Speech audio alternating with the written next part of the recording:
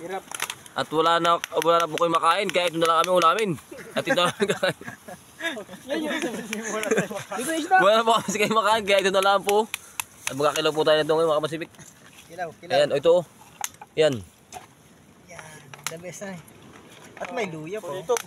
Kulitog daw po, ang tawag dito. Kuliti. Kuliti sa mata ito.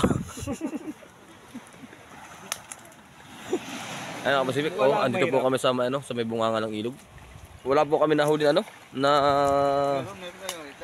ay nakahuli po kami, ay 2 piraso lang, hula sa lambat, talagang mahina. At medyo malakas po kasi ang silig. Kaya nahirapan kami.